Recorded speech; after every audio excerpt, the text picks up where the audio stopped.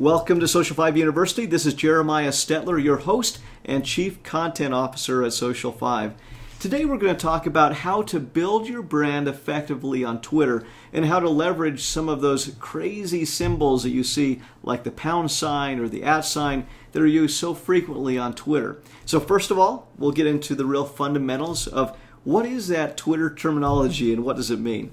Then we'll jump into how to optimize your profile so that it can be found more easily by search engines. We love that SEO value that can come through social media channels when used effectively. Next is how to gain followers through Twitter.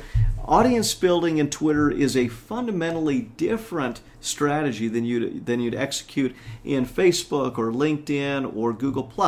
So we'll show you how to do that and how it is something that you can do in a short amount of time directly from your office. Now, how to take advantage of Twitter trends. For those of you who participated in our content creation strategies, we alluded to this, of how you can use pop culture and trending events in our world to build your brand through social media. So we'll show you how to identify those and take advantage of them. I would encourage you as we go through this presentation today, look for things that you could do today to start this strategy on Twitter. First of all, let's get into the ABCs of Twitter terminology. Some of you may have asked the question yourself, what in the world is the difference between a post and a tweet? Okay, and if you've asked that question, don't feel silly because lots of people do. Really, a tweet is a post. It's just a post that's made on Twitter. Consists of 140 characters, often has a hashtag or an @ sign associated with it, but it really is just a post. Sometimes you will see the letters RT. What that implies is that it has been retweeted. So if I tie something up and say, hey, we're having an event at this time, that's a tweet. Now if I go to your Twitter page and you have some awesome photo or statistic or whatever it is, and I'm like, that's great, I want to share it on my Twitter wall. Okay. If I want to do that, that's called a retweet. Okay. So success in Twitter is often determined both by the number of tweets that you put out, but by how many people are actually retweeting it or sharing your content. Next, you've seen this sign a gazillion times, I'm sure. It's the hashtag showing up on TV commercials these days, in television, in newspaper ads, on storefronts. Really what the hashtag is a way to categorize content. So back in my former life as a political reporter in the newspaper world, I used to follow the hashtag UTPOL. So as a political reporter in Utah, UTPOL stood for Utah Politics. All of the trending headlines came out on hashtag UTPOL. So what are hashtags that are trending in your industry? Things that people would follow, that people would pay attention to. As soon as you know that, you can start piggybacking on those hashtags to get greater reach for your content. Now the @ sign, it's a symbol that's used to target individuals. If I want to target a particular influencer, if I want to target you, what I would do is put the @ sign and then their Twitter name, or in Twitter terminology, their Twitter handle. Okay, so that's what that's used for, and when you do use it, that person will be notified that you have tweeted about them. Okay, so they'll actually receive an email to that effect. So great tool, especially for targeting key people. So let's go into how to optimize your profile. And really, optimize is a complicating sounding word for simply making your Twitter account more searchable by major search engines. So first of all, log into Twitter, go to twitter.com, put in your username and password, and you'll come to this page in the middle. This is your home page. It'll show the tweets of anyone you're following. So in this case, there's the New York Times, New Yorker, just people that I happen to be following. But what I will do is I'll click on my profile, which you'll see there on the left-hand side of the page, and it's going to bring up my full Twitter profile with my graphics, with anything I've tweeted about, the people who are following me. That's my profile. Now, if I show that in a little bit bigger, you're going to see that there is an Edit Profile button here on the screen. That's where you'll click. And once you do, you'll have the opportunity to do a number of things. As I'm circling here on the bottom of the screen, you can change your profile picture if you have a new glamour photo, or if you want to post a photo about your cat, whatever it happens to be. You can also change the branding, that cover image across the top of the page. That can change as well. Okay, but the most important thing from a search engine perspective is this content down on the kind of the middle of the screen that you can see, where you can put in your business description, business name, location, web address. That is gold when it comes to searchability online. All right, so now comes the trick of how to gain followers. Okay, this is important. You want your message to be heard by as many people as possible.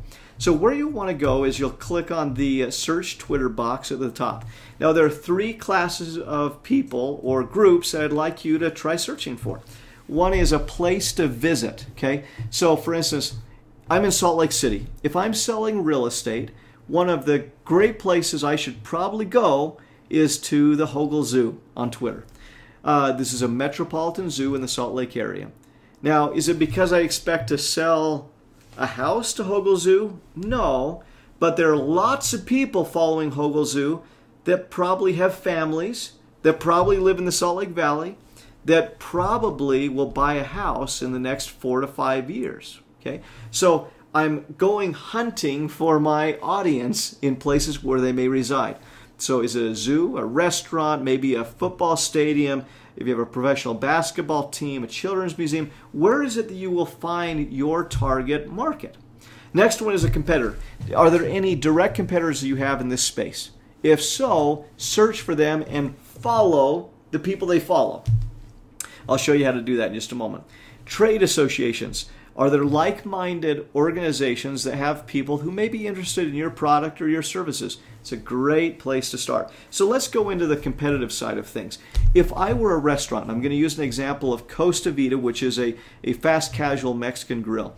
If I wanted to build my Twitter following, what I'd do is I'd go to my direct competitor. In this case, it would be Cafe Rio, and I would follow their followers. Now, the prime mistake that people do on Twitter is if I'm Costa Vida, I go, oh, okay, whoops, I just jumped in a couple slides ahead. Beep, beep, there we go.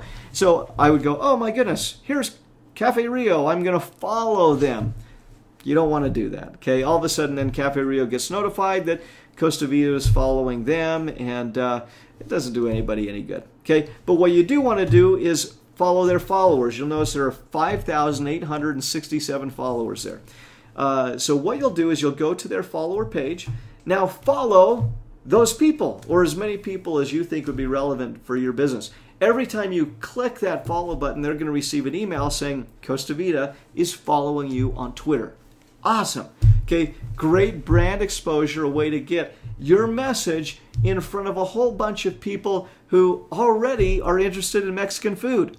This is a prime qualified audience. Or in the case of Hogle Zoo, you've got your message in front of people who live in Salt Lake City, who have families, and some of them may or may not be homeowners, but you have the ability to target a very specific audience based on who you're following. Okay, so really cool opportunities to build your audience. What happens now is after you follow them, there will be a certain percentage that will follow you back out of curiosity, out of interest in your brand, or because they're interested in building their network on Twitter. Okay.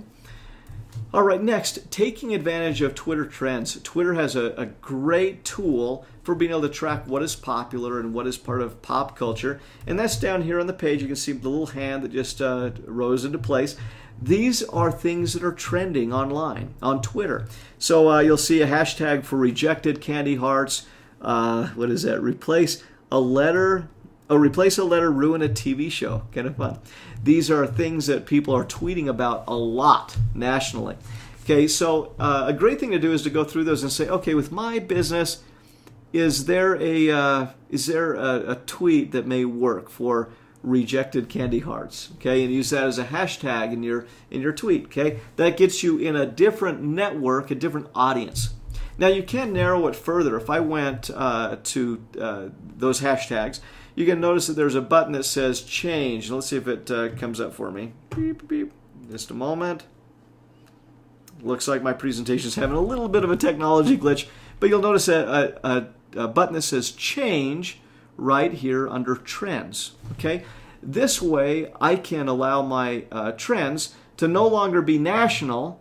They could be for my specific geography. So if it happens to be Salt Lake City, if it happens to be Las Vegas or Denver, I can target those trends. Now, in the case of Social 5, we have an international market, and so we could target those to Singapore or New Zealand or Australia, or we could get down to a specific city. I mean, we could say it's Atlanta or Fresco or whatever it happens to be. Okay, so but you can target it according to a specific place in the United States or international. All right, so with that, and unfortunately, it looks like my presentation has frozen up just a little bit on me there, but that will wrap up our Twitter presentation for today. If you do have any questions, please feel free to send those to us at Social 5 University, and we'd be happy to make those into future webinars going forward to answer those questions and help you become as socially savvy as possible. So with that, thank you again. Thank you for taking the time, and have a wonderful, wonderful day. Take care. Bye-bye.